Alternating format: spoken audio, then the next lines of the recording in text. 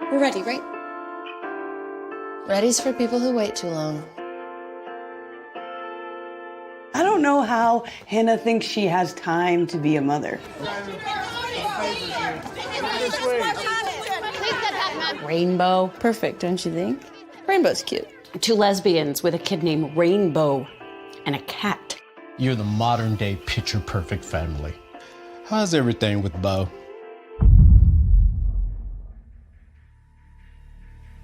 Harley. The kitten. Beau tried to tell me it's not right, Hannah. Beau's detached behavior does fit right in with my findings. He has an extra Y chromosome. Some research suggests that this extra chromosome may actually predispose boys to aggression. Mayor Driver? What boy doesn't have a tendency toward aggression? Is it still there? You're fired. What's in here, babe? Do you love any of it? All I ever wanted was to live with you and our family in a little apartment until we had enough money to afford that cabin. All of this was for you. My safe spot was always us. Was?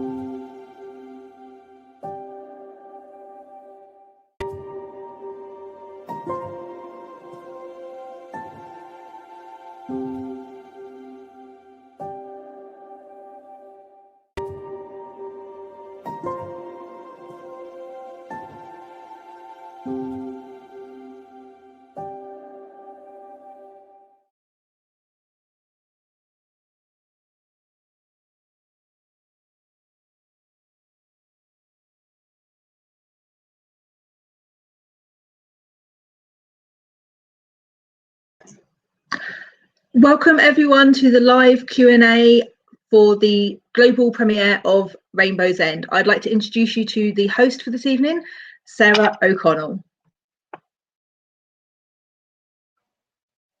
Hi Naomi, thank you for that beautiful introduction, and indeed to everybody tuning in tonight for this global world premiere of Rainbow's End on International Women's Day. We've got a really exciting Q&A lined up for you with the cast and crew and a couple of special guests that have just joined us as well.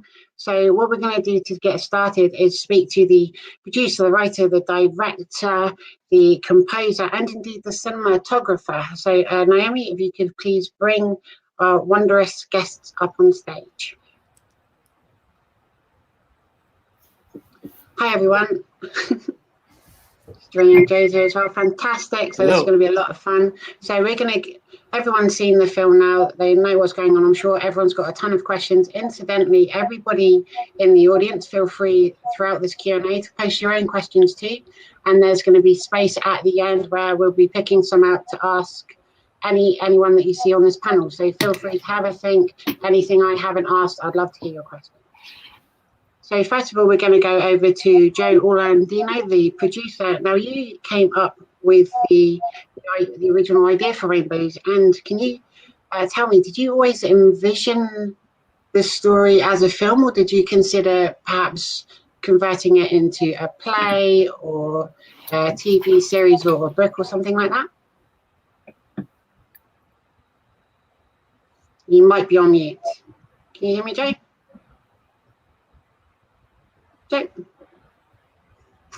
There we go. It originally started as a stage play, and as I started to outline it, I realized my writing abilities were not what the story needed. I needed a professional, and I put a call out to move it from a stage play to a film. And I got about 120 people who got back to me and said, here's my idea. And I asked for one page. I gave them the story. Well, there was the A pile, the B pile, and the C pile. One person had given me more than one page, but it was really good. And that went into the D pile. And I kept looking at that 4 to 6 page synopsis when I only asked for one. And I read it and I said, that's it, that's gold. And that's how I met Jennifer. I picked up the phone and I said, I loved what you did. Thank you. Thanks for breaking the rules. And she continued on and just developed a tremendous screenplay, which has since turned into this gem of a film. Really is. And so that leads me nicely on to Jennifer Cooney, writer and producer of Rainbow's End. Welcome. So my question to you is, how did you go about turning Joe's original idea into a script? And can you tell us also how long it took you to write? Yes. So when Joe and I decided to move forward together, we were working on a 90-day schedule. So I immediately dove into the character world because he had already outlined what he wanted the story to be essentially. So I knew that I needed to build the characters first so that it could be a totally character-driven story. I didn't want it to be contrived, plot-driven. Now this happens, now that happens. So when he and I first spoke after I sent him that extra long synopsis, that's when I already knew the characters in my mind, and I couldn't wait to build who they were and how they interacted with each other. And that's when we also decided to not show Beau as a character in the film, but rather capture his essence and let that be the character. Yeah, it's really interesting. I'm looking forward to sort of exploring more about that as well, and how that sort of affected the filming and the acting and all that kind of stuff.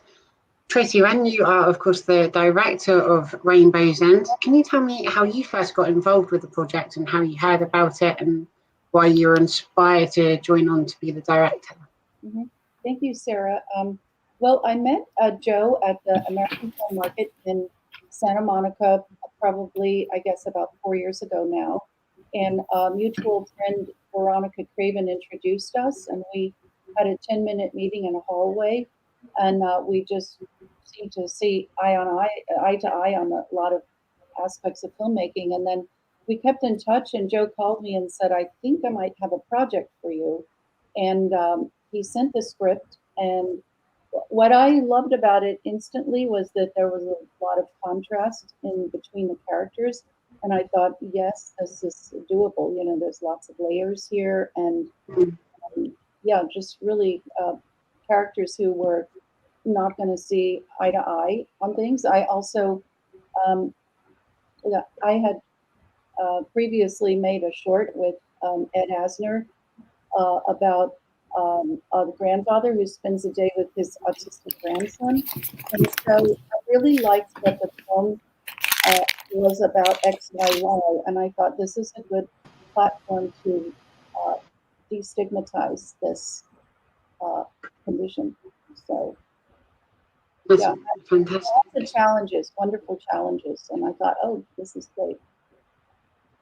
That's phenomenal. And so, Enzo De Rosa, you are the composer of the film. Now, I was looking into your history. You started learning how to play piano when you were just 6 years old. Can you, before we get into the actual soundtrack, can you tell me which soundtracks and movie scores inspired you when you were growing up to get into doing this yourself? I think you might be on mute at the moment. There's a mute button at the bottom. Oh, there we go. You listen? Do you hear me? Yeah, I can hear you loud and clear. You're coming in live to the Rainbow's End premiere. Welcome. Welcome to everybody. And nice to meet you, Sarah. Nice to meet you too. And allora, about the soundtracks that I like. Yeah. Yes, allora, I am Italian and I'm very proud to have a great composer that inspired me, Ennio Morricone. It was my best composer. I know each composition of Ennio and I play also all the music. So for me, it's a very great place of inspiration. And the second, it's Nino Rota. Nino Rota, another great Italian composer. No, very known for The Godfather, the team of Godfather, Otto e Mezzo, La Dolce Vita, very great team that helped to give to the film, the movie, a great expansion. and so it's Italian. And also there are some American composer as Jerry Goldsmith that I love, and also John Williams normally. I love a lot. Yeah, I asked the question because there's obviously lots of rich flavors and inspirations that come through your music, and I really love that. And I was just curious to know who actually inspired you. So there's lots of people that we can go off and listen to after this as well, which I really love. Welcome to Kevin Osnish. You are the cinematographer on Rainbow's End. Now, Kevin, you've been working as a cinematographer, I understand, for 25 years. Can you tell me how you first got into that and how you got involved with the movie as well? For the people that don't know me, you know, my dad actually took me to go see Star Wars back in 1977. So that was my inspiration to get in the industry. I knew as a kid, walking out of that film, what I wanted to do for the rest of my life, and that was to go out there and be a filmmaker. And it was the story as well, but it was how did they do that for that time period when they made that film. So it was like the special effects were amazing and stuff like that. And as a kid, that was very inspiring for me. So I just continued to pursue that as a kid and never kind of veered off. I always wanted to stick with that and knew what my main goal was.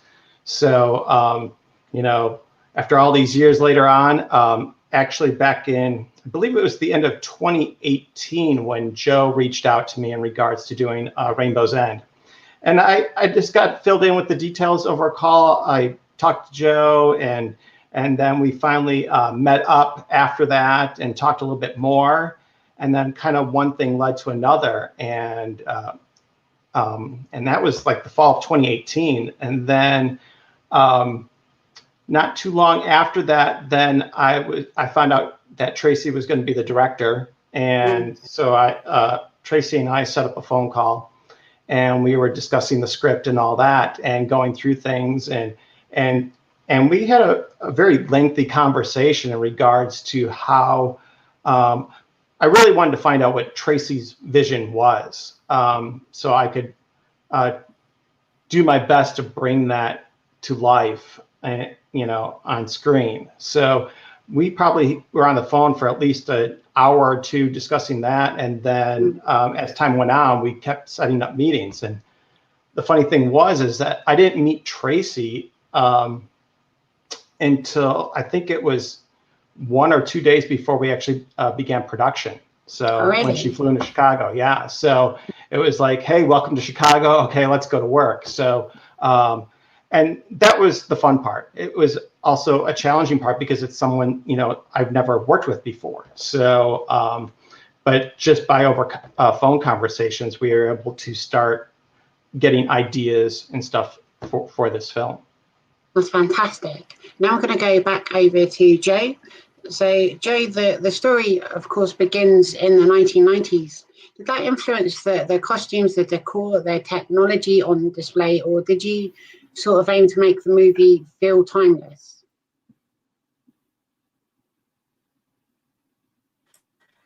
Were you talking to Joe or Jen? Joe, or Latin, you know, you. Oh. Yeah. I believe that needed to be addressed because when Jen and I first spoke, we knew that we wanted to take the two characters, Hannah and Jules, and show their struggle in raising this young boy with this condition misunderstood. And taking it over a 20-year period was a challenge, both I think on the creative side, but also on the logistical side in terms of props, sets, aging, costume, and makeup. I hope I'm addressing your question there, but I believe what Ben and Tracy and Kevin did was to look at each one of these periods as gently move them through a couple of decades. And I thought they did a great job If for an indie film to move over a 20-year period, I have to also hand it to our costume designer, which was Samantha Yonan, and our two hair and makeup people, Betsy Finn and Angela Friss. They did a great job. I mean, it was a team effort, and everybody knew what we had to do based on what Jen had written and what Tracy was trying to achieve working with Kevin. Yeah, it's a really interesting creative challenge, and for the audiences too, when you follow characters over not just a few weeks or a few months, but over decades of their life. And so it must have been really interesting to approach that for the filmmakers. Jennifer Cooney, I'd love to ask you now, were you on set at all during the production? Were there any live rewrites on the day, or was there opportunities for the actors to improvise at all? Yes, I was on set from before a week, before filming started, a week before, and then all throughout filming. So, 12 plus hours a day we were on set, either filming or preparing for that day or the next day.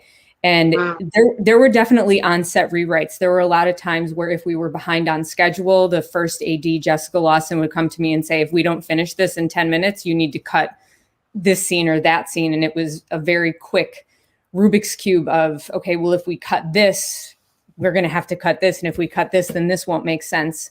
So it was a lot of that, which was challenging and also fun. Maybe not at the moment. It wasn't fun, but it was very fun in retrospect. And I think one of the coolest moments was when Tracy had said to me, we need to write more lines for Sean Young for the scene that we're filming today. And it was like, what do you mean more lines? So I sat down that morning and we just kind of wrote, the scene didn't end up making it into the final film. It was just a very quick, spontaneous write a new scene. And so my head was down all morning writing that scene and talking to Sean Young about it. And it was very exciting, exhilarating. I can imagine. And it's great that you had the opportunity to do that, and the flexibility, and the cast were able to sort of react and respond and bring that to life really quickly too. Absolutely. So next I'm going to go back to the director, Tracy Wren. Can you tell me, was it all filmed on location in Chicago? And did you need special permission to film in any areas? First of all, it was all filmed on location in Chicago. I think Joe is more the person to talk about special permissions, but there was one location I found that really was a godsend, and basically that was the therapist's office, which is that beautiful gorgeous turn of the century. It was an apartment really. And originally we were supposed to shoot in a tiny little room in the basement. And, Kevin and I looked at each other, and Kevin said, this is going to be so hard. Please do something. And so Peggy and Mark had been bringing gorgeous props to set. And I just, in 5 minutes, I said, Peggy, where, are you getting all these props? And she said, oh, it's from my sister-in-law's apartment. I said, do you think there might be a room in there that we could use as the therapist's office? And she said, well, let's walk over and see. So we were just going on a break, and we walked over, and it turned out that they owned a 4-story turn of the century apartment building in Chicago. And it was just stunning, with original artwork, which we got permission for. And so we shot the therapist scenes there. And then later, Mayor Haggerty's office is the dining room. And so it really adds just a ton of production value, and it's just so beautiful. It was special. And it's really thanks to Peggy and Mark, and Mark's sister and her husband. Yeah. I think you're muted, Sarah. That was a mistake. So obviously the film looks gorgeous, and I was just curious because a lot of films just make it look like they're in other places and they actually aren't, but I love that you actually did it all on location and you're available to do that. My next question is for Enzo De Rosa. Now, you worked with the City of Prague Philharmonic Orchestra. Can you tell me, was the production of the score affected in any way by the pandemic? Was the orchestra able to all get together to perform at once, or did they do their pieces separately? It's a nice question. Yes, this is an interesting question about that. I saw that in some festivals start to create a category from a film create in the COVID moment, and it's interesting. And also, I am very sorry that I cannot meet in person Jennifer, and I cannot work with Tracy or Joe. Each of us work from home. And also I stay for all the months of production in my little studio here. I share the same place. I never move from this place. And it was an example of how is it possible to create a complete soundtracks from home, because this was the challenge. I cannot, because the explosion in the pandemic moment avoid me to call a musician and work with I keep my collaborators. So I have to realize everything is alone. And it was a very great challenge. The creativity was pushed in a very strong way, how to create a soundtracks with this in this room. But this is a very great challenge, and I think that we have a great result. About the last moment of the film, where there are the great Anna team, because it was a very great intuition to create the Anna team. It's because Anna is the motor, the engine of everything.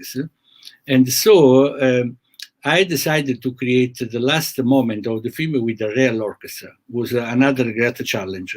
So I wrote all the score.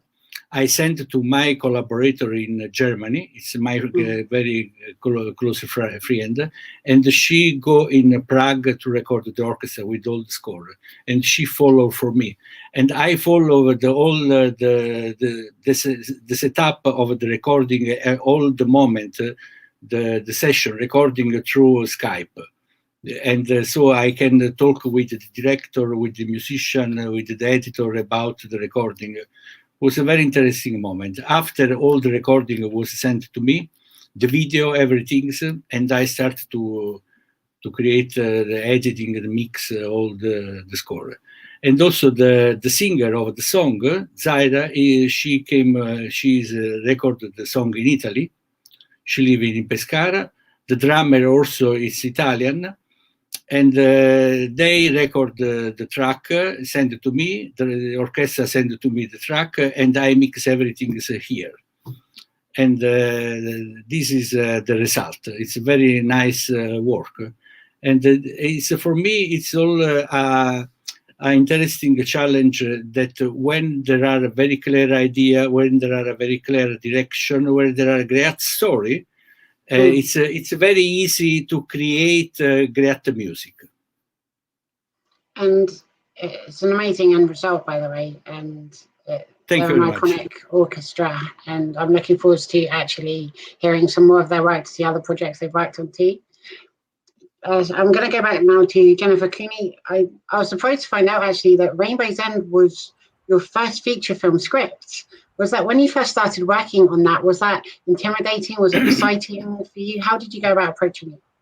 Yes, it was the first feature that I was ever hired to write. I had previously only written a spec script and a half maybe prior to doing that. But the whole time I was learning screenwriting, I knew that's what I was meant to do. And I love a challenge. It motivates me more than anything. So when Joe and I teamed up, he already knew, what the limitations were because of budgets and locations and actors. So I immediately had all of these boundaries. And instead of being, defeated by that, I used it to fuel my fire and fuel my creativity. And okay, how are we going to tell this story in only 3 main locations or only with 4 main characters? And I really enjoyed the challenge from beginning to end.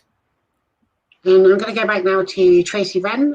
Tracy, can you please tell us how long it took to film?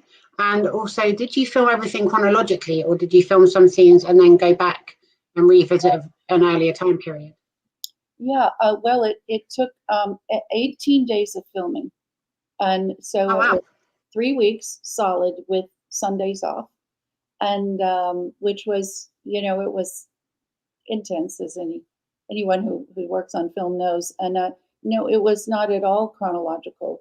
It was all mixed up. It was so I I mean, I had storyboarded everything for myself, but when I got on set, we had different locations, different days. So, you know, I worked with Jessica Lawson and with Kevin really to see how much we could film each day. And we pretty much made every day, but no, it was absolutely all mixed up. And that was hard on hair and makeup because Hannah changes wigs sometimes. Yeah. So we also tried to stay continuous to the time period so that, you know, it wouldn't matter. I think the very last day we shot the cafe in contemporary time, which meant absolutely, you know, taking the pictures down. I think some of the wallpaper went down. It was almost like breaking the set to make it new. So once we did that, we could not go back, refilm anything in the original cafe. But yeah, That's fantastic. Fun. It was fun to do that. And then Enzo, I have one more question for you as well. Can you tell me what your favorite piece of music is from the soundtrack? I know that there's a music video that may be being released, and is there anything you can tell us about that? There are for sure the theme of Anna, because this theme came from the first minutes that I started to work.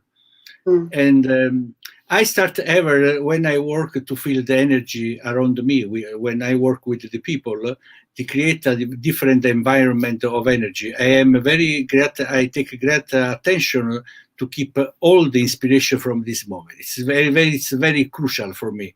So working for Jennifer was so crucial because it start a great energy, and I feeling this great energy. You take a bull from the horn. No, and so in this moment, I feel that there are very great, interesting suggestions, some note that came out. And after all the work of the soundtrack was keep this condensate of inspiration and start to dilute and search everything inside this great moment. And came the theme of Anna and also all the other theme of the film. So the theme of Anna is very important, and also at the beginning of the film, because this was the best moment. It is how to start a film. In what way you start the first 5 minutes that you have to catch the attention of the viewer, no, the public. You have to create a great atmosphere. You have to create a real moment of the people have to be catch the hook from the music and the scene. At this moment, it's so beautiful. It's a couple of women that start a beautiful day, one of the most important day of their life, and with the same affection, this love, with sweet love, this great attention. I feed she tell this word that is very nice when they take the glass of water. I feed my lovers. I don't remember well. So this beautiful theme of music, this great environment with the sweet that have to bring the viewer in understanding the love of this family. This I love this moment because it was all the starting of a great adventure with Jennifer, Joe, and all the team. Fantastic. And we're going to go back now finally to Kevin Ottenes, the cinematographer. Can you tell me what your favorite scene to film and sort of set up and work on was? I think my favorite, well, there was quite a few of them, but I think Tracy mentioned it earlier, and that was when we shot in that, I like to call it the penthouse, because I think that's what it kind of represented. And it was just I knew, like Tracy said, as soon as you saw it, you knew that was going to add so much production value. And the funny thing is pretty much everything was there that we needed. So I like it.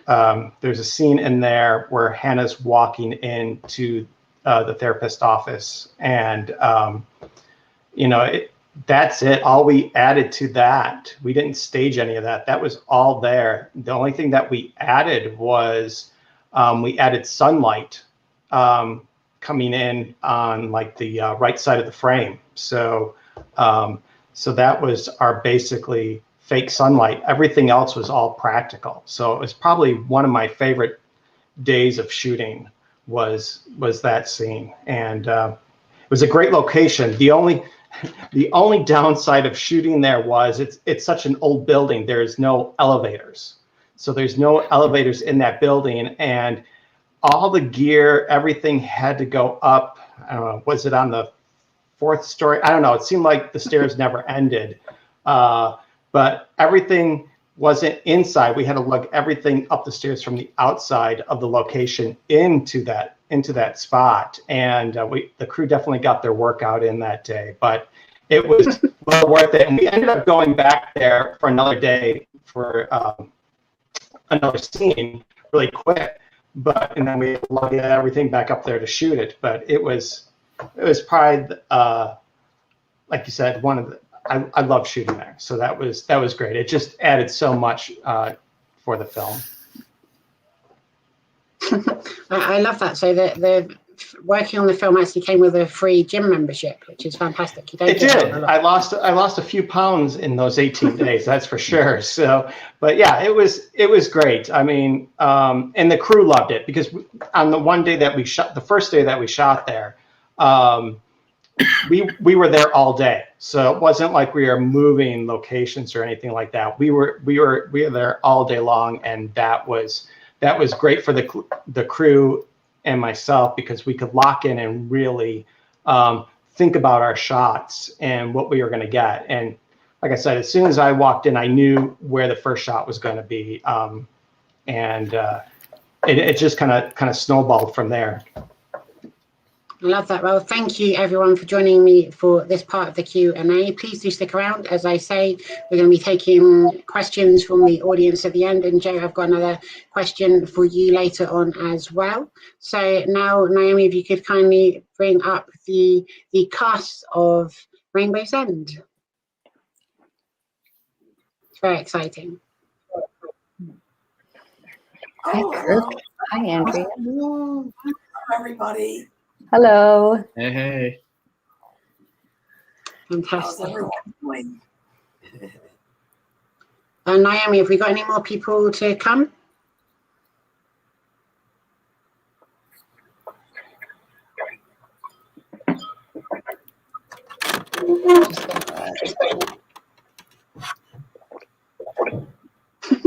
Okay. Right. So I'm going to hang on a second. Okay. So, first of all, I'm going to go over to Janelle Snow, who, of course, plays Hannah Drover in the movie. Now, my first question, I'm curious to know how you sort of approach the character. Having undoubtedly fought for acceptance in her own life, why do you think Hannah struggled so much to find acceptance with Beau to start with? Oh, that's a great question. I imagine that it comes from Hannah's background, having a very demanding father and one who's not particularly emotionally available, losing her mother. And so a good portion of her life was very much focus and accomplishment driven. You could say she was chasing the positive labels by trying to check things off of her box, go to a good school, become a lawyer, own her own business, adopt a child. There were certain things that if she thought she had her ducks in a row, her life would continue down a certain path. And as anyone who's spun around the sun a good number of times knows, that's just not the way life goes, no matter how well you think you planned it. And any deviation from that lane just throws her off because she has for most of her life not been malleable enough to deal with it. And I think that's part of what attracts her to Jules. Jules is so flexible and so loving and so open and so generous. And I think, well, I know through the course of their time together, Hannah definitely moved closer to that paradigm than the strict regimented way she's lived a good portion of her life.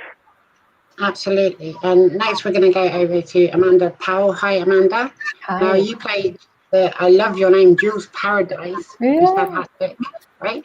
So Yeah. Jules is a compassionate and understanding parent. What did you love about playing that character? Oh, geez.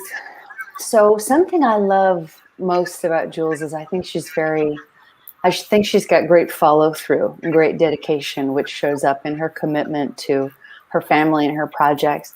As an example, she wants to run a cafe, which is such an enormous undertaking, and she does it. And I'm not terrible with commitment in my various aspects of my life, but I could use some more of that dedication that Jules has. And I think everyone could, right? Yeah. So next we are going to go over to let me see them here. So Kelly Khan, welcome. You play Tim Becker in the movie. Mm-hmm.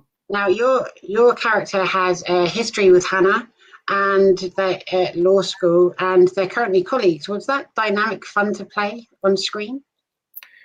Yeah, when I first worked with Janelle, I would always put my head in her breast on set. And we just had so much fun, Janelle and Amanda. I mean, we had a ball. And to play her ex was even better because, I got to go deep in the fact of was she really, really in love with this girl or not? Or what was she doing with her?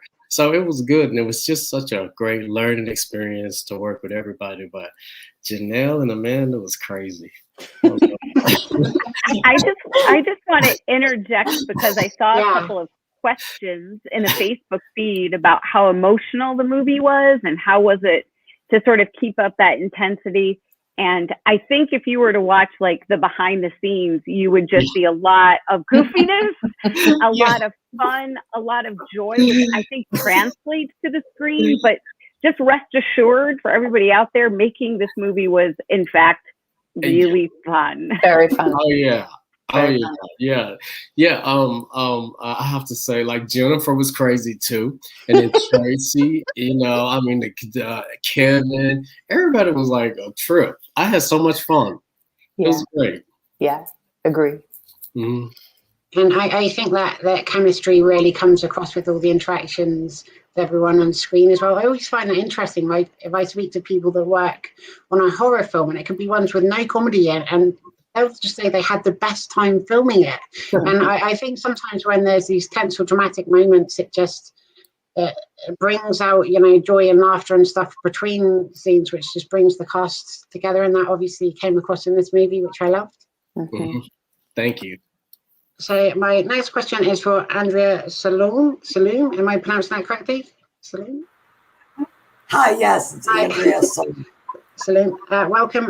You play the therapist in the movie, of course. Can you tell us how you got involved with the movie? Well, actually, I was part of the first stage reading that we had of it 6 years ago. Yeah. And Amanda there. I know Lucia Morrow from years back when she was a reviewer, and she would come and review shows that I was in. And I think she picked me for it because I happen to run a children's theater, and I have a lot of understanding of children. And also they wanted somebody quirky for the role. So I guess I was the one who played the serious quirky person. I don't know how that came about. Love that. But I enjoyed the role because it's a serious situation with different special ed needs for children. And it really goes ununderstood, and the kids go through a lot of branding. And so I was hoping to bring that to light. But what was interesting is working with Amanda and Janelle. I was in the penthouse scene that the producers were talking about and the filmers. So that I was just on the set one day, and it was 12 pages of a lot of medical terms. But I really thank Amanda and Janelle and the directors and crew, because we were able to take that one day and make it look like 20 years of relationships. And so that's why I'm really thankful for the actors. I think we were theater people, and even though I think we all knew of each other, that was the first time we worked together. And I remember being really stressed out because I had so much medical dialogue.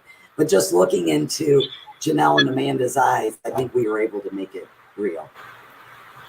I hope.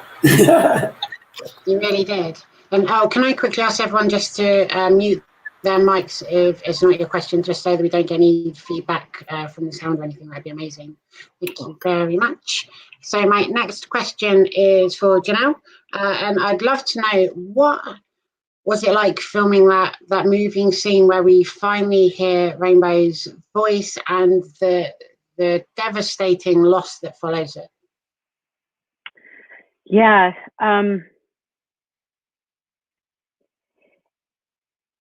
Every single day on set, I felt so incredibly supported. I mean, Jen underplayed it. She was there way more than 12 hours a day, because she was there before we got there, and she was there after we left. And she was talking to us before every single scene. And to your question to Tracy, sometimes during the course of a day, we would shoot a scene that took place in 2002, a scene that took place in 1995, and a scene that took place blah, blah, blah. And so Jen was like my anchor. And so when I think about a scene and my ability to plug in and play make-believe, all of that was possible because I had a team around me. I had Tracy right here giving me support and talking me through it. And I had Jen right here. I had a fantastic hair and makeup team in Betsy Finn. And I just remember them grounding me so that I could, in the limited time that you always have when you're making an independent feature, a limited time to sort of slip in and do it, they created the environment for me to be able to do that. It sounds simple. It sounds like that's what you might expect on every set, but you don't get that on every set. Sometimes the people who are in your environment are actually obstacles, for lack of a better word. And in this case, they were all lifting me up, honestly. I love that. And yeah, it was a really powerful scene. And I was thinking about it a long time after the film finished as well. It kind of stays with you. It's obviously one of the major points in the film. Amanda, I would love to know, so of course Rainbow is the catalyst for the story and what happens with all the characters. Mm-hmm. What were the challenges of bringing that character's essence to life when we never actually meet them on screen? Well,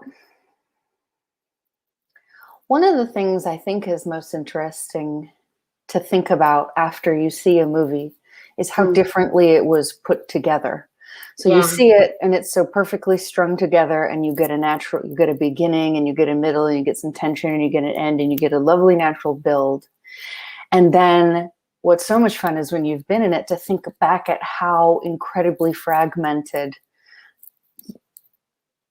your involvement in it is. Even though we have big parts, we're just doing whatever is in front of us on this little packet of paper for the day. And we know, of course, it's going to be put together later, but we're doing, as Janelle was saying, we're definitely doing a lot of jumping back and forth. And so I think that the challenge and what everyone with Jen and Joe and Tracy and everyone and Kevin put together so well is his essence, even though our parts focused so mainly on each other.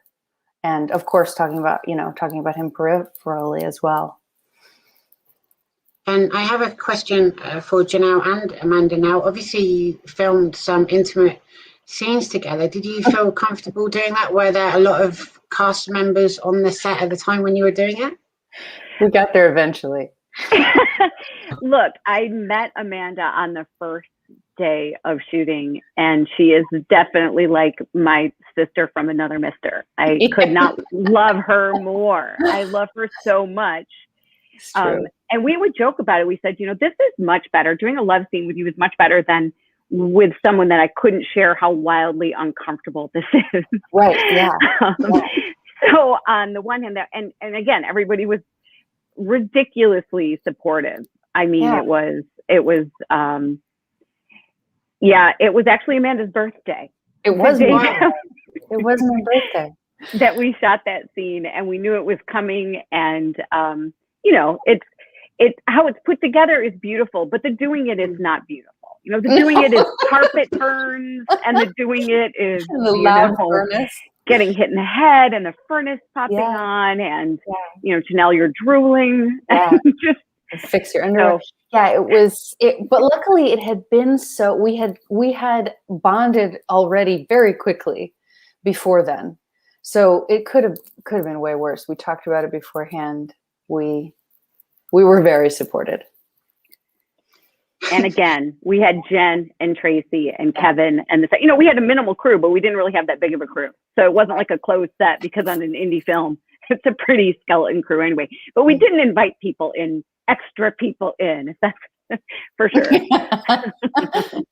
Now, I don't know what this means, but I've just had a message from the writer and producer, Jennifer Cooney, saying, can you tell the unicorn slipper story? Well, it was Amanda's birthday, and we would drive to set. We actually, and it turned out that we didn't live very far from each other here in Chicago. So I would pick her up, and it was her birthday. And of course, you're going to give your friend a birthday present. And I got her a pair of unicorn slippers, and I dared her and Jen to find a way to work them into the scene. And by God, they did. And we did. And you can see them. If you didn't see them, rewatch it. Mm-hmm. He's got a tiny little silver, I think, horn, and he's a beautiful rainbow little unicorn slipper. See, everyone needs to go back and watch the film again to find those slippers and any other Easter eggs that may be hidden in the film. Now, Kirk, I'd love to ask you this. The film deals with labels and misconceptions. Mm-hmm. And there's the idea that they can actually become self-fulfilling prophecies. Do you believe that yourself? Or is everyone in control of their own destiny?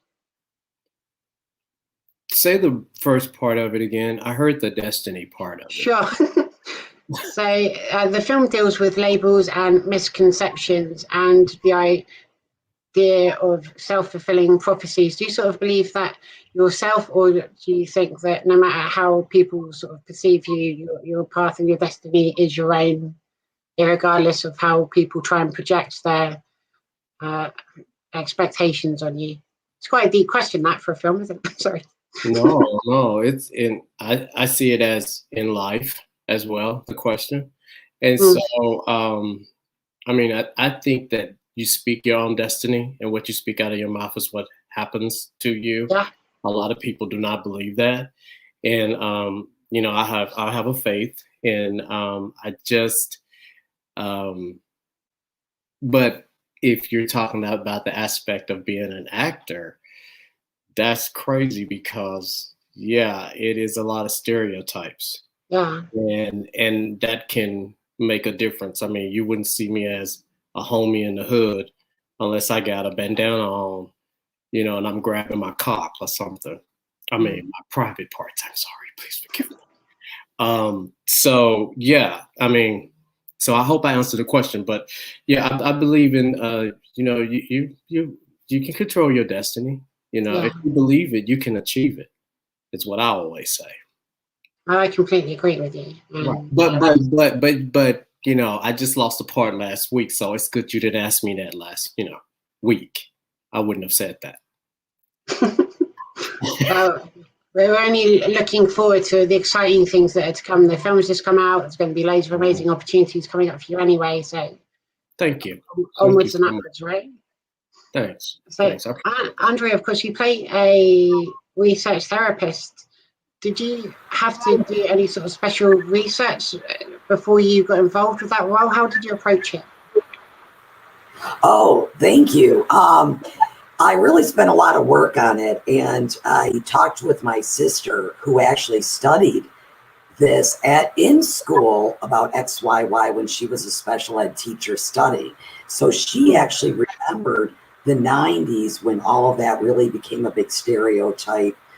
And so I went over every single line with her, And she would actually say to me, yes, that's what special ed teachers say. For instance, that line like coping skills and things like that. So she really kind of helped me put it in a way that would make it sound conversational.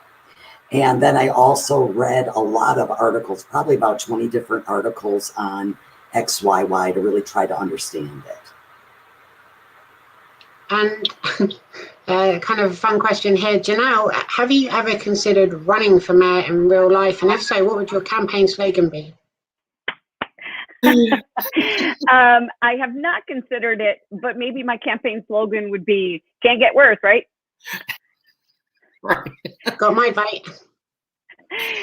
I mean, I do think it's important. You know, this is International Women's Day, which I'm really conscious of, and I love that this release was timed for that. And I do think it is important for women who didn't consider it before to genuinely consider it. And I am not saying that I have completely put it out of possibility to run for something someday. But yeah, that would be my slogan for right now. Well, we're going to have to get some badges made up and make this happen.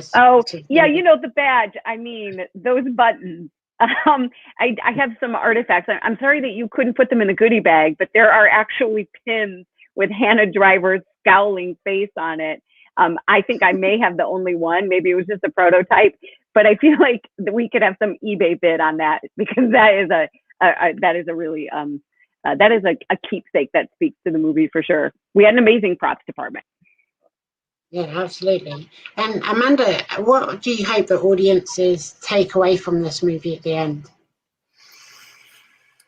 The message that I think that it sends of love winning, of things being worth fighting for, of love given the chance to thrive and being nurtured. It outlasts difficulties that you run into in life. Absolutely. And Kirk, I was really interested to find this out. You're the grandson of legendary actress Juanita Moore. Can you tell us a little bit about the Cambridge Players? Oh, yeah. You know, I was thinking about my grandmother today. You almost made me cry. That was pretty good. So the Cambridge Players, it was Granny and Isabel Sanford, Esther Roll from Good Times, Lynn Hamilton from the Waltons and from Sanford and Son, Isabel Sanford from I can't think of the Jeffersons, and Bea Richards, and Maya Angelou, the great poet. And they all got together when they were women over 40, and they couldn't find work in Hollywood, because when you're a woman in Hollywood over 40, they make it hard for you to find a job. So what they did is they got together a theater group with Edmund Cambridge, a friend of theirs, who was with the Negro Ensemble Theater Company in New York, which was from Denzel Washington, Felicia Rashad, all these great people. And they put plays on it. So Marlon Brando, who dated Granny, and Juanita, and so many of them came. They would watch the productions, and that's how they came back together. Well, when I was in LA, I couldn't get work either, because I'm Black and Jewish, and so I had a problem getting work. You know, unless it was somebody who could speak Hebrew or something like that. And so Granny told me, she was like, hey, you need to bring the Cambridge Players back. If Hollywood is not calling you in, you call Hollywood in, bring the Cambridge Players back. I never knew what that meant. So I put on my own production in 2009. I got the news there, and then everybody that was anybody, what's your name? Helen Mirren came. I was floored. And then I started winning awards and that, but I still didn't work. But and then it took a while. So I kept the legacy alive, and now I'm finishing a documentary, which we're in the last phase right now, and then we'll put it in the festivals on Granny's life. So the Cambridge Players, it's a great thing. It's for inner city children, and it's for anybody. Today, it's not just for inner city, it's for anyone and everyone to come together and to know that theater is just being. You know, we all need the arts. If you don't have the arts, you're lost. Okay, so that's what we do with the Cambridge Players. So yeah. Yeah, I was reading about it and just really wanted to shine a spotlight on it today. So thank you for telling us about that. Oh, thank you. It's hard though, because you have to raise money. You know what it's like to be over something. It's difficult, but it's worth it. It is so worth it, you know, to get yourself out there and do a play, you know. So that's a good thing. I love that. And so finally, before we go over to the audience questions, Andrea, have you got any messages for people that have just watched Rainbows and undoubtedly lots of new fans that are now loving the film? I think this is a great film that speaks out to the parents and what parents are going through. Whatever your sexuality is, I think that's why they chose not to show Beau in the movie. And so this is a call out to the parents and the stress that they go through. And it's a hard thing to put your child on medicine. And so I hope we really have reached out to them and brought some comfort to them. And so thank you so much, everyone. I've really enjoyed chatting to you all. Actually, Naomi, could you bring Joe back up quickly, if that's at all possible?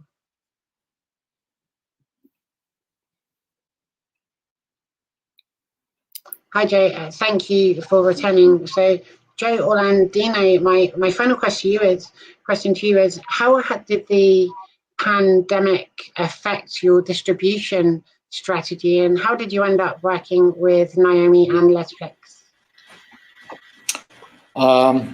I really think that the pandemic put a spotlight on the entire distribution model as we've known it. I came up in another chapter of my life in the music business.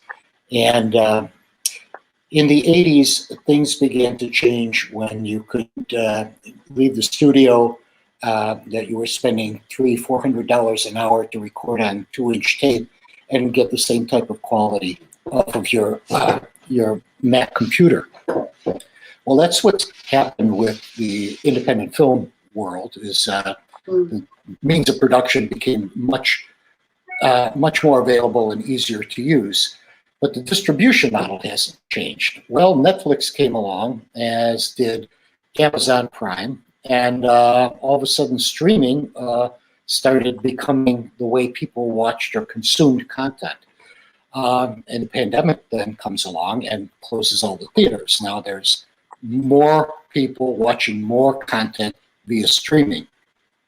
What's happened is that filmmaking, or films themselves, stopped becoming good stories, and it became this content monster. Just continue to feed the monster of Netflix and Amazon and whatever other platforms out there with new content. When I saw what we had, what Jennifer had written, what my cast and crew put together, I said, that's a beautiful little cherry tree. Am I going to take my little cherry tree and just stick it in the forest with all the other trees? Or am I going to find a nice little cherry orchard? And after talking with Naomi and seeing that she had a very focused platform that was providing content, and good content, to the lesbian and LGBTQ community, but primarily the lesbian community, I said, this is where I want to put my story about 2 lesbian parents, and that's my market. I just don't want to stick it out there. And that's what I think is happening with the world of distribution. I think you're going to see streaming channels becoming very narrow and specific for the type of stories and content they provide. And I think my relationship with Naomi is just wonderful. Everything that she does is top shelf. She's truly an artist in and of her own world of film distribution, and my hat's off to her. Yeah, I completely agree with you, and I think the Rainbow's End is a perfect match for Lesflicks. There's loads of amazing content on there already, and I think it's really exciting that we're having the global premiere on the platform as well. So now I'm going to go over to the questions from the audience, which I'm excited about because I literally haven't read these yet. So I'm going to be finding out what they are as I say them, which is always the best recipe for fun when it's live. So first of all, we've got a question from Molly on YouTube. I love YouTube. I found the use of the broken or chipped mugs or vases interesting, maybe showing them slowly becoming chipped by the problems they were dealing with Beau. What other cinematic tools were used? And this is open to anybody that would like to answer it. I'd actually love to jump in on this question because the chipped mugs were almost tossed from the film because we ran out of time, and we ended up shooting a couple of those shots in pickup after shooting was done. For me, they're the perfect metaphor for Hannah and Jules as we watch them go through the story. You know, at first here they are and they're living their life, and then all of a sudden Hannah tries to protect them. She puts them away. And then finally, when Hannah loosens up, she brings them back out. And then the next time we see them, Hannah's mug is broken and chipped, but she glued it back together. And that's the journey that Hannah goes on, to let go of the flawless exterior and to embrace who she is with all of her broken parts. Love that. And so we have a question now from Shane on Twitter. Did this script come to the, someone's just messaged me and moved it up the screen. Did the script come to the screen in the way you expected it? So when you first read the script, is that how you sort of imagined it when you finally saw the end result? And that is to anybody again that would like to answer. Yeah, I could answer that. I think yes and no. I think what is the same is the emotional relationships between the characters. That made it to the screen.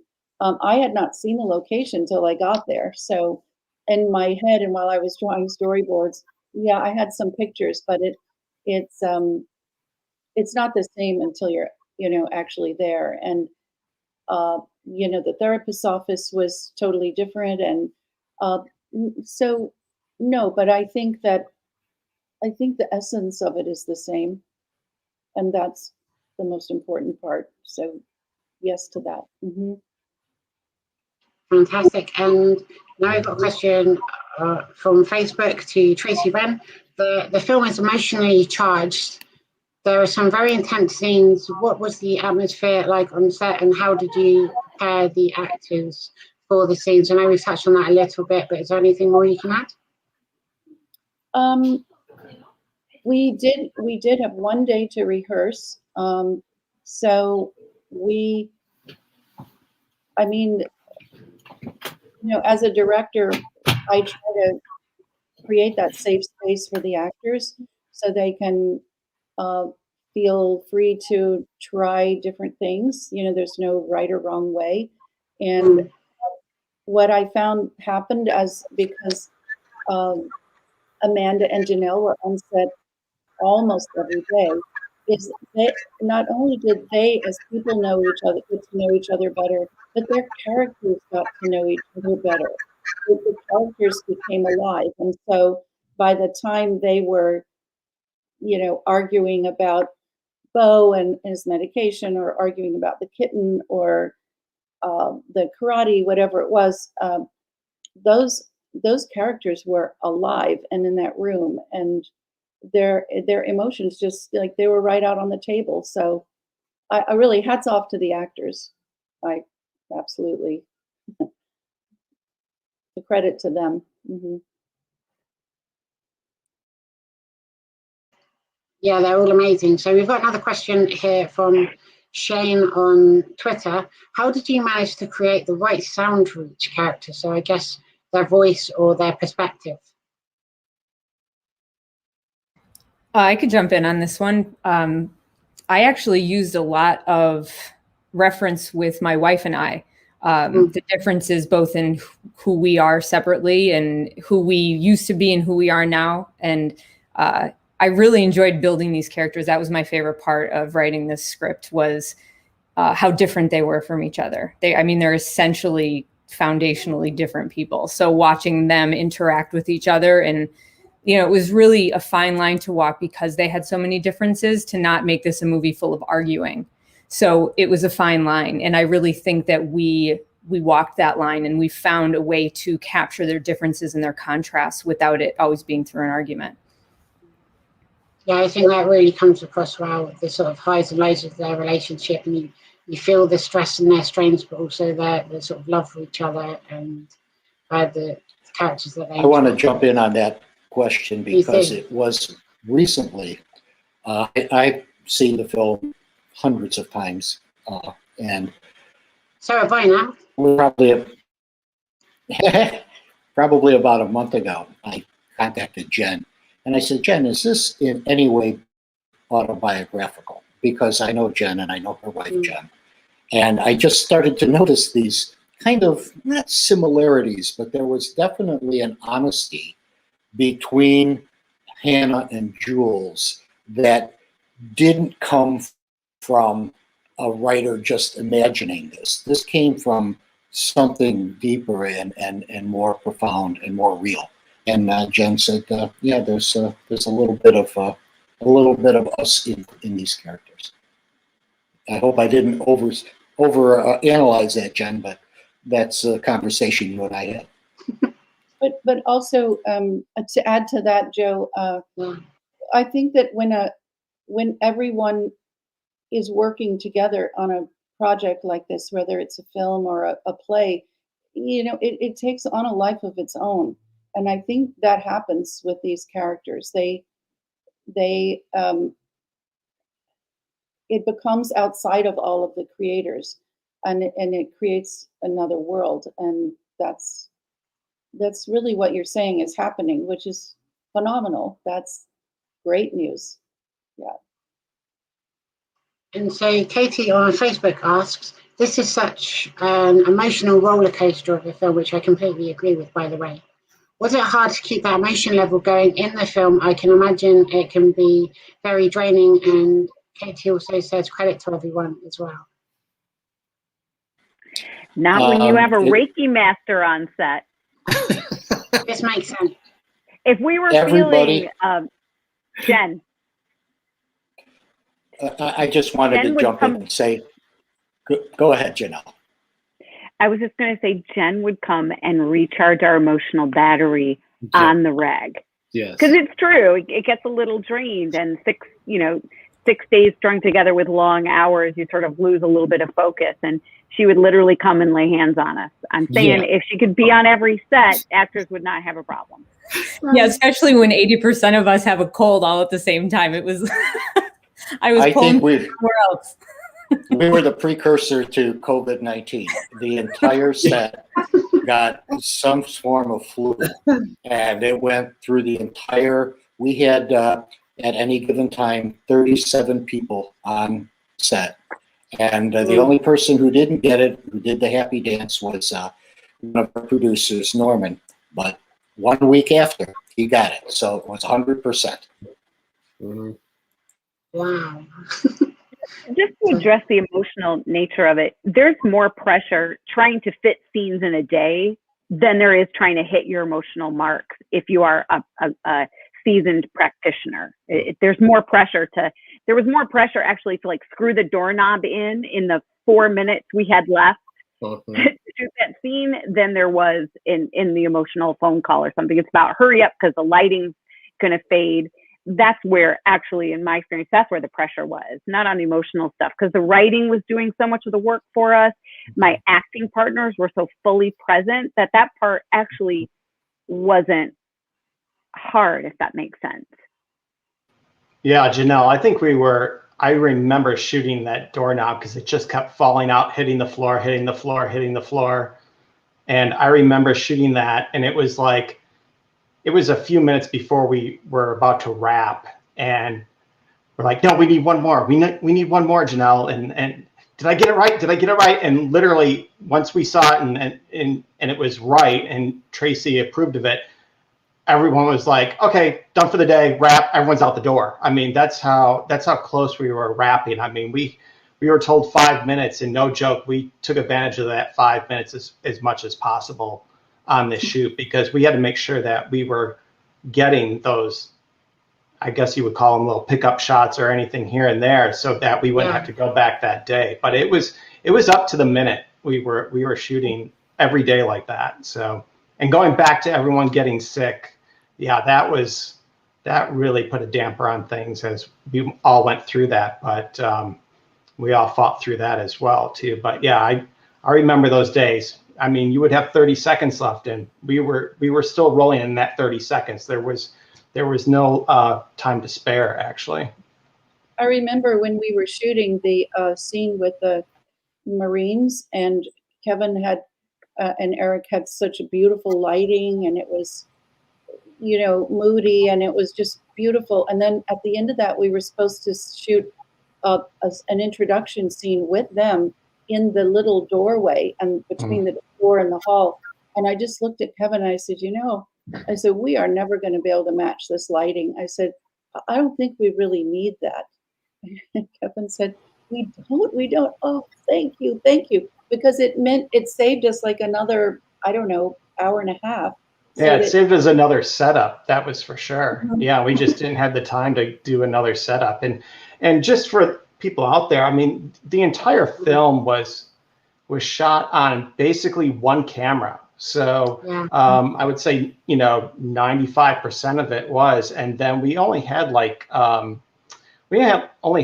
5 days of having a second camera. So it was a lot for one camera, and just making sure that we were able to get all the coverage that we actually needed. And there's times we weren't able to get that. So it was just like, okay, well, this is going to be a 2-shot, and that's how it's going to work. So yeah, we took advantage of as much time as we possibly get. And I think that's one thing with being a filmmaker, is that you never have enough time.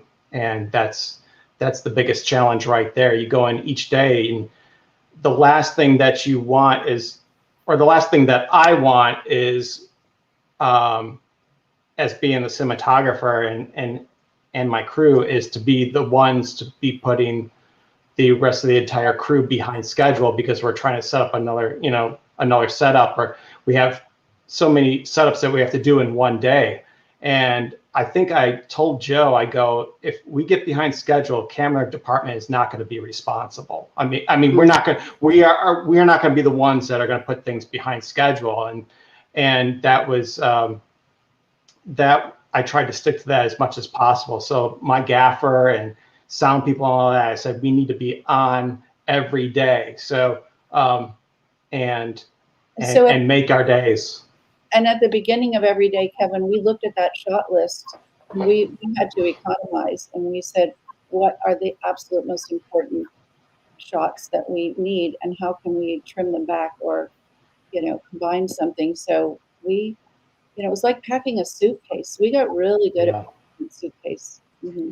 Yeah, I would say like after the first few days, you know, we started, I mean, there was days where we kind of fell off the rail, but then came back on really quick. But we just really, we would start having group meetings after each day of production as well too, and saying, what do we need to improve? How can we move faster?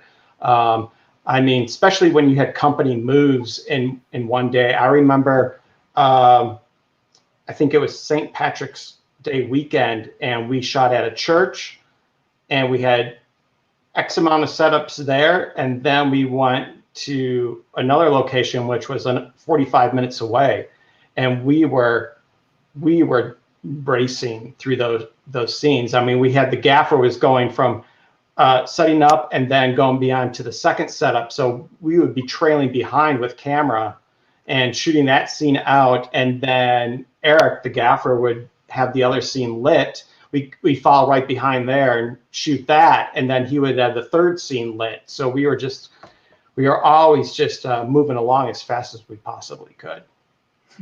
It sounds like quite an intense production, but I love that your creativity and ability to adapt to everything that was sort of thrown at you, and you know, to really get the most out of every scene, and it all came together very beautifully at the end, which is fantastic, and a credit to everybody that worked on the production.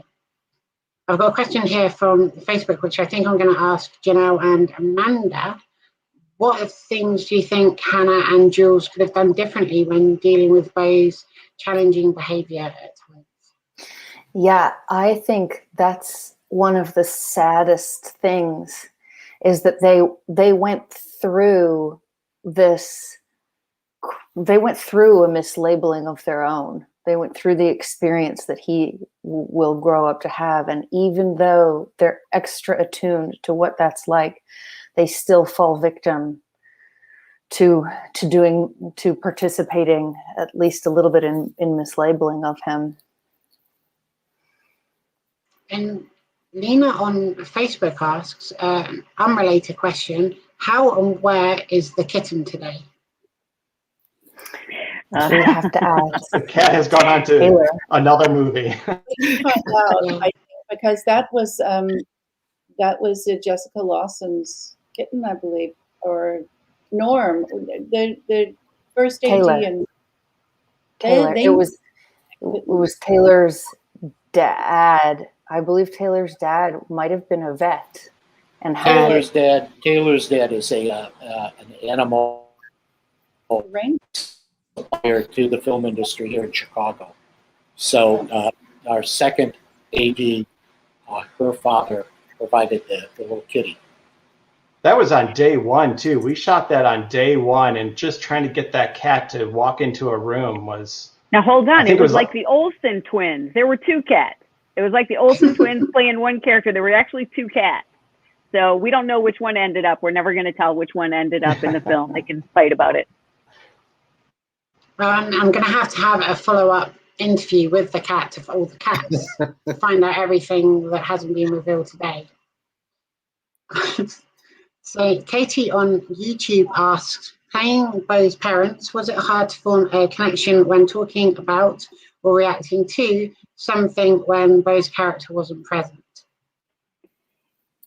You know, Amanda and I spent a lot of time talking about who Beau was, so that Beau would be very clear to us. So he was very vivid in our imagination, and that's what actors do at the end of the day. They plug into their imagination. So it was no more difficult than the times you have on set where another actor can't be where they actually need to be because of the setup, and you're looking at a piece of gaffer's tape and you're performing a scene. Every actor's had to do that. So we knew from the first reading of the script that there wasn't going to be an actor who showed up on set. And if there had been, think about all the different iterations. We would have had to have X number of actors playing Beau throughout the years. So in a way, it enabled me to imagine just one human, imaginary, but one human being throughout the years. It allowed me to completely exist in a relationship with that imaginary human, just like, you know, we all did when we were kids, play make-believe with somebody. So it wasn't as hard as you think it might have been. Yeah. And when you have a relationship, if you have a relationship with three people and the third person is removed, you have a whole world of details and interaction and dynamics and drama between the two people that are there remaining. So it's not like you're void without the third participant. You get a lot of practice in regular life anyway. Absolutely. I wondered when I was watching the film if there was a possibility there could be like a Sixth Sense or Fight Club twist at the end where there never was a kid. Or something like that. Yeah.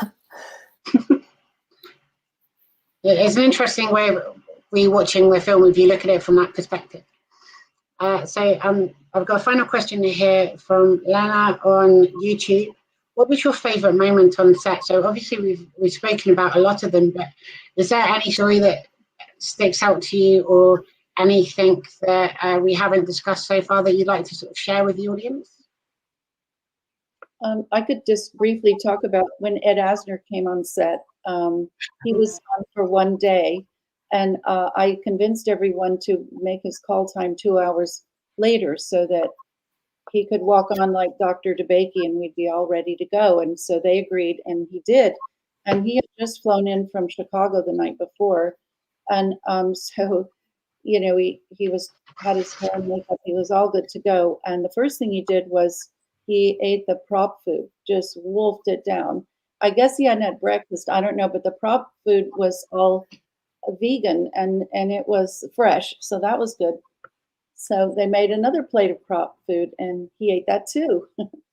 And then as we started filming, he would pick at his prop food. But it was just, he was just phenomenal to work with on set. It just knows how to use the camera, so professional, you know, just you could see why the main character, Hannah, was so mixed up because she had such a powerful dad. He was just a powerhouse of a guy, you know, but at the same time, he understood Beau better, but then than anyone else had before. But the other funny thing happened is eventually Ed did close his eyes and his head sort of sank down on his chest, and he took a little nap while we were all getting other things ready. And then Kevin looked at me and he said, Tracy, he said, what are we going to do? Like, we were ready to call action, and he was just sort of gently snoring. So I called Angela, who had so much experience and was his makeup person and has worked on a lot of really, really great actors. And I said, Ed needs a little powder on his nose. And she didn't realize he was asleep. And so she went over there and powdered his nose, and you know, it was really funny. But she did it a couple of times later on as the day went on. But it added a lot of comedy to our set as well as great acting. Yeah, the entire cast was phenomenal, it really was. And by the way, I'm going to squeeze in one more question just because I'm genuinely curious what everyone's answers might be. But what's your favorite line in the movie? There are so many I want to see on a t-shirt. So has anybody got a favorite quote from the film? I'll say one of mine actually, which was, if he walks like a dick and quacks like a dick, he's probably a dick. Are we going to get that on a t-shirt anytime soon? Has anybody got a favorite line? Andrew? I like my line, medication is always my last resort. Fantastic. Are you going to say something? Because I don't want to cut you off. No, I mean, I can think of so many, but this is not for the t-shirt, but I liked the moment where he looked at the mayor and said, he tripped on a sidewalk. You want to arrest that too? It was just like a lovely little picture of her. Just that it's not a t-shirt worthy slogan, but I liked that line. Yeah, for me, the dinner scene, I could watch that 100 times and still laugh every single time. And I think the line that gets me every time is, if you two are going to be queers, at least you're not a couple of fairies. And to me, it just cracks me up every single time I hear it. So, and hearing Ed Asner read it, that was the cherry on top. Mine's not a line, it's an inflection. When Dr. Phelps switches from chocolates to, I think they were dried apricots, the expression on her face when she takes a bite, that's worth 1,000 lines. Great. I was a little shocked to hear Nat call Hannah Lesbo so easily, and that ran just, there was another, something like what's cooking Lesbo or whatever, but yeah, she was just pretty in her face, but they knew each other so well it didn't matter. Well, this has been so much fun. Thank you, first of all, to the amazing cast and crew. I enjoyed watching the movie, and I loved learning more about it and the stories behind the film and the free gym and the cat and everything else. So thank you, everyone, for joining me here today. Thank you for having us. Thank you, Sarah. Thank you, Sarah. Thank you, Sarah. Thank you to everybody that's been stayed up to tune in to this wherever you are in the world. I know it's nearly 9:30 in the UK. It's obviously a little earlier or later in other places too. So thank you so much for that, and thank you to Naomi at Lesflicks for inviting me to host this star-studded Q&A event tonight at the global premiere of Rainbow's End. And if you've watched the film already, be sure to go back and find those unicorn slippers as well. Tell your friends, tell your family, give it to people for their birthday present. Spread the word about this fantastic film as much as you can. And now I'm delighted to bring Naomi back to the stage from Lesflicks. Thank you, Naomi. Thank you very much, Sarah. Really appreciate your brilliant hosting skills. It's been a wonderful conversation with everyone, and thank you so much to everyone who's watched today as well. Lesflicks couldn't exist without the audience, and so for everyone who's watching, thank you so much, but please do recommend to your friends, because it's word of mouth that really gets independent films out to their audience. They don't get as much exposure, unfortunately, and so recommending to your friends, you've seen this great film, share the Q&A. We do have a competition running as well on social media, so you can win a limited edition goodie bag where you can get things like one of the little stones from the film, the labradorite, and we do have button badges as well and stickers. So there's a little reward for everyone for sharing the film, so do tag Lesflicks and join in with that. But thank you to everyone who's watched it so far, and if anyone who watches it in the future. Lesflicks is a place for and a home for any films with lesbian and bisexual stories. We hope to make it easier for those films to be found and to watch and share. By putting them all in one place, it's just a lot easier to find the representation you're looking for. And our community is very diverse.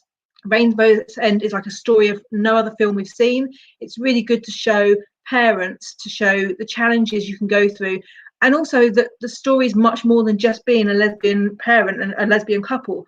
There's so much depth to this story, and we're really excited to bring more stories with more depth. So thank you to everyone so much. I really appreciate everyone's support of Lesflicks so far, and we look forward to growing with everyone as well. So thank you.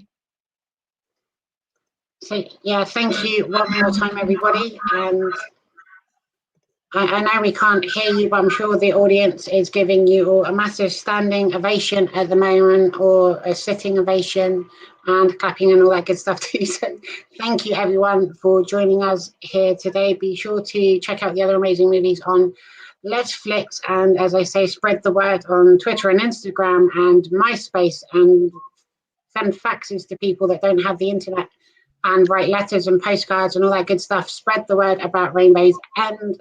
Thank you for being here tonight. I've been Sarah O'Connell. You've all been amazing. Thank you very much. Thank you. Bye everyone. Bye. I'm not going to disconnect this so people can just keep watching me all night. It's going to be great. I'm just going to be pottering around in the background. Thanks, everyone.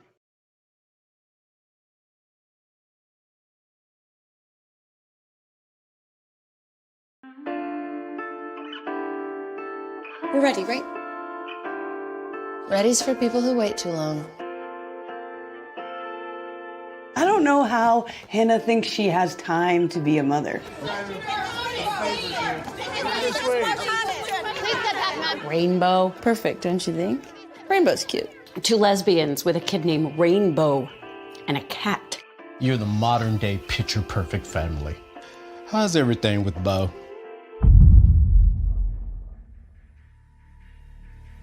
Harley. Again. Beau tried to... Something's not right, Hannah. Beau's detached behavior does fit right in with my findings. He has an extra Y chromosome. Some research suggests that this extra chromosome may actually predispose boys to aggression. Mayor Driver? What boy doesn't have a tendency toward aggression? Is it still there? You're fired. What's in here, babe? Do you love any of it? All I ever wanted was to live with you and our family in a little apartment until we had enough money to afford that cabin. All of this was for you. My safe spot was always us. Was?